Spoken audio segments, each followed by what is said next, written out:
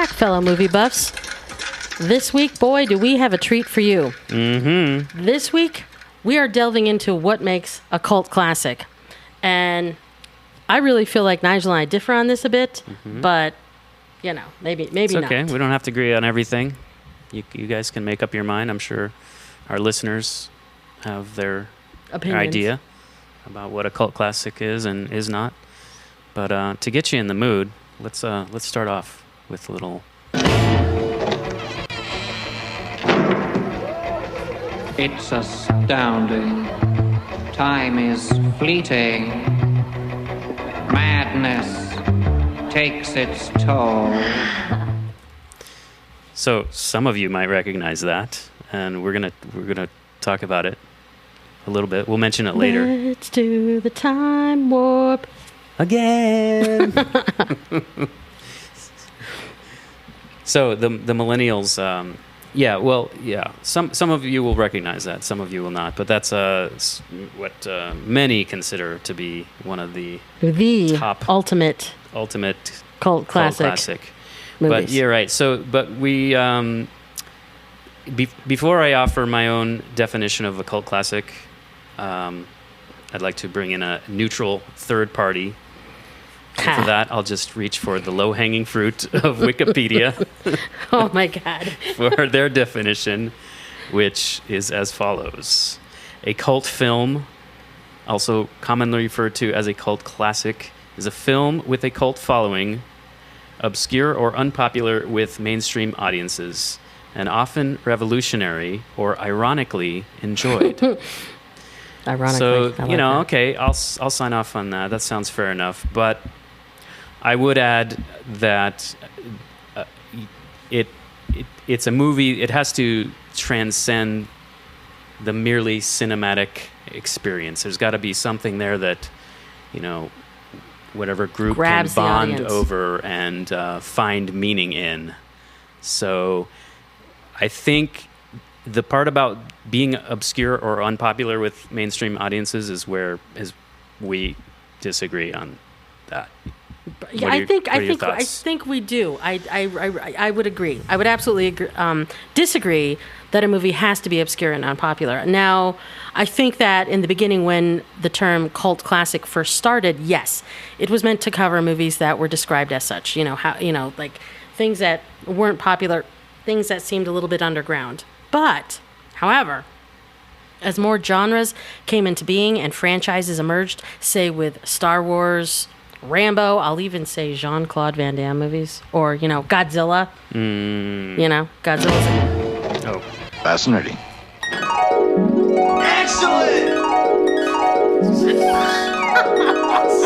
sorry.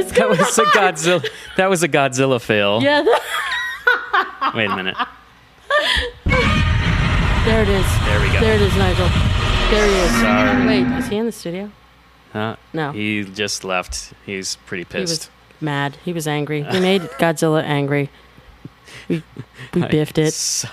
We need a little practice with the controls here. Whoever's working the control booth. They quit. on us. Ernest. I think we got to talk to him afterward and say, All right. we might have to. I don't know. I don't know. We'll figure it out. Where the hell did Sanchez go?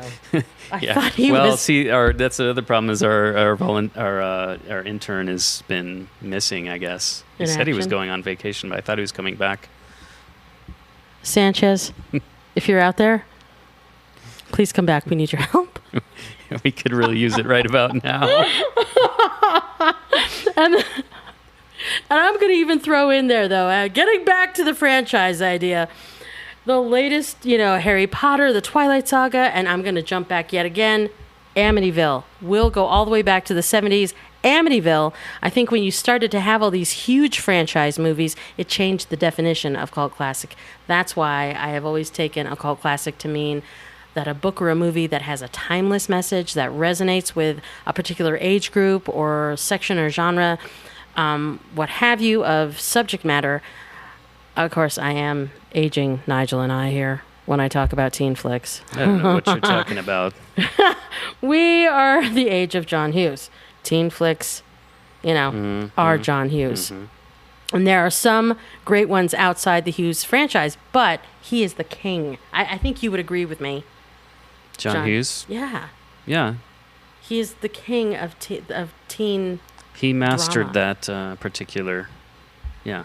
Yeah. He did his thing. He did it. He made and his mark. He left his signature. So my top 10 in teen flicks are the obvious 16 Candles. Pretty in Pink is my all-time favorite, actually. Breakfast Club, Some Kind of Wonderful. I'm only throwing Ferris Bueller in there because so many people love this film. I was not a big Bueller fan. Yeah, it was a good, light-hearted kind of thing, but I wasn't like overly bonkers over it. Bueller. I think that was my only favorite. Oh yeah, had that song. Bow, bow, the good soundtrack, I guess. It is a good soundtrack. I remember using that for something too. Some project I did, and I had that playing in the background. Bow, bow. Yes. You know the one. Go, Nigel. Nigel did play the guitar back in the day. He was Yeah. he Well, was the bomb. You were the bomb. I noodled around. If that's what you want to call it. He was badass, people. Nigel was bad. You have to play sometime on our show. Anyway, Okay. so We'll discuss that. I think you should. Anyway, so Fast Times at Ridgemont High, but then you move into the 90s. She's All That, Clueless. Clueless was a big one. Do you know how many girls started wearing mini skirts with knee-high socks and baby doll shoes, patent leather baby doll shoes after that movie came out? It was disgusting. It was all plaid and it was all socks and mini skirts. Okay. Okay, you don't believe me, but Yeah, I know. no, I was there. I believe you. Yeah. Yeah. And I actually, the truth is I could watch Clueless 100 times over. And dare I put in there Dazed and Confused. You have dared far more than that. So, But more recent films, okay, that go into that. Lady Bird, you've got to see that. I have it pulled for you to watch. Lady Bird, Love, Simon. Now, I love Simon. And I really, truly believe that this is a film that deals with a lot of stuff. And I really, truly feel like that Love, Simon is going to be a cult classic. okay. It's going to, people are going to look back on that and be like, oh, yeah, I remember that. This helped me do this. This helped me do that. I really do. But there it is. All right. That's my take. Time will tell. Yeah. Well, what do you think, listeners? Yeah. So my top 10 or 10, I guess top 10. I'd say, David Lynch was a big influence early on, so I'm going to say Eraserhead. Yeah, that flipped my young punk lid. Blue Velvet, of course. Spinal Tap. Oh my God. Nigel. I can't believe it. It's I our inspiration. It's such a fine line between clever and stupid. I mean, I could probably quote the entire film. Wonderful. It's really excellent. Yeah. Rock and roll. Hello, Cleveland. Yeah. So I think that that's truly Nigel right there. That influenced many a young rocker and roller. What else? Yeah, I could probably I'll throw in Brazil because I've always been a freelance subversive. Gotta love Repo Man. And of course, I would deserve to suffer in a cubicle till the end of time if I did not include Office Space. Office Space. Which we just watched that together. Yes, we did. Just a moment. Just a moment. I mean, just brilliant from beginning to end. It was just, the scene where they're smashing the fax Yes. machine. I got you guys To a little oblivion. going away present. That's something I think many of us, even those of us who have never worked in an office, could probably relate to it. It's my stapler. Yeah. Maybe I have my stapler. And hey, the dude abides. Always. The dude abides. Gonna have to say Big Lebowski. What else? I actually got you that sweater. Yeah, I'm sporting the dude beard and now the dude sweater. And his hair's growing out, so he And is embodying. hair is probably dude length, so it's like, you know, He's embodying the dude. I am embodying Nigel. the dude. The dude abides. Rocky Horror Picture Show, of course.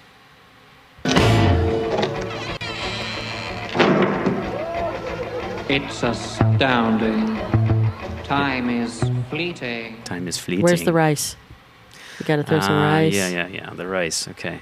Well, that's for the video part. You really Okay. can't. You know, listeners, we have. You know, of course, we have the rice here. It's right. Yeah, it's here. It's right here. You know, Throw don't ruin the. You're blowing our cover here.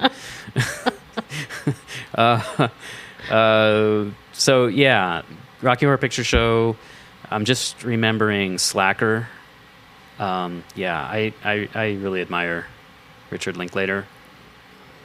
Let's see, A Clockwork Orange. Oh God, that That's- messed me up. Well, a few people it messed up. Yeah, I mean it was a strange book and a strange movie that I think only Kubrick could have pulled it off. Who did you watch A Clockwork Orange with? Do you remember? See, I think that's an antisocial film. You don't really watch that with people. You just I watched it with my mum. with your If you mum. can- yes, if Oh, you can no. believe that. Oh, If you jeez. can, we were bored. We were like, I've heard this was supposed to be That's a- good. She's like, all right. Of all I'm the like, movies you could have picked to watch with your mom, she was a good sport about it. She- She's like, are you Oh. really okay watching this? I'm like, That's- yeah, that's sure. And I really wasn't. interesting. Yeah.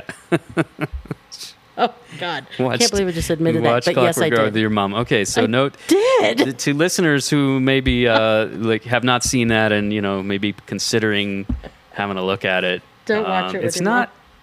It's not among the top family movies of all time. Put it that way. Do not watch Cult it. film, yes. Cult classic, yes. Not a good family movie. But anyway, that's 10. But I feel like I'm cheating Jack Nicholson here. I really do. Yes. I really do. So I had it was a toss-up, really, Mm-hmm. between The Shining and One Flew Over the Cuckoo's Nest. Natty? I really feel like The Shining wins. I have a friend. I'm going to name him Ryan Foxon. If you're out there listening, he went to school, Colorado Institute of Art, just so that he could then go and see the Stanley Hotel. He chose this school. He chose the Art Institute in Colorado just so that he could then be that much closer So to he'd the have Jack an Nicholson excuse experience. to just visit the... That is his favorite Stanley. film. Oh, and we also have another friend, Miss Molly, Molly McButter, who McButter. watches The Shining every year with her eldest son on Christmas Eve. That is their Christmas. You don't say. I'm totally serious. What a fine tradition. What a I mean, you think about There's it. a whole story, but I won't tell it. But there's a whole story behind it. But that's what they do. That is their Christmas Eve tradition to watch The Shining. So The Shining, I believe, I know people who have moved here just to see it. That's love. That's dedication. That's That's some Jack you Nicholson love. really got to mean it. Yeah, So I hope he I hope he was able to he did. Several visit times and he's been there. Okay. Yeah. And I hope he was not disappointed. He wasn't, and he was thrilled to be in Boulder and got to see where they shot some of those scenes initially. Yeah. Mm-hmm. It's quite something. That's cool. Yeah. That's why I want to see Port Angeles, Twilight, Forks, Washington, where it took place. Cool Ute Reservation. Okay. I'm so sorry. Yes, I am admitting I'm a Twilighter. Oops. Just Okay, no, you need Bella's theme in step there. away You need from, Bella's theme. Step away. Step away All right, I'm going to add from Bella's the theme controls. to this somehow. I Someday don't know somebody's how. going to take my toys away from me and I won't be able to make podcasts It'll be anymore. Sanchez when he gets back. I'm going to tell him.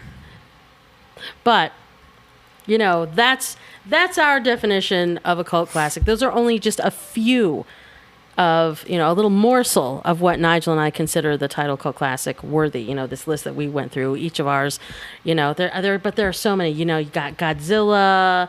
You got I can't talk enough about that's our favorite. You must feel the force around you. Yoda. That's not Godzilla. Okay, I gotta learn this thing. Okay, we're going back to Star Wars. I'm gonna learn. Star Wars is great too. Obviously, you got some feelings about Yoda. I'm just gonna step away from this thing. I'm sorry. I'd like to apologize to our listeners. What's wrong with you, Nigel? Anyway, discuss amongst yourselves. Okay. And we hope that you are staying cool in some air conditioning and a bucket of popcorn on your lap. I'm so sorry. Just pulling myself together again. Maybe we should just quit while we're ahead. I think we're ahead. I hope so. Sanchez, we need you. Where are you? We'd really love to hear from you, our listeners. You too. Yes. what your favorite cult classics are. I mean, clearly there are tons more we could have mentioned. So, hit us up on the social medias with the hashtag Nigel and Natty and let us know what's your favorite. That's all the time we have for this episode. We do hope you'll join us for our next great adventure. Nigel and Natty out.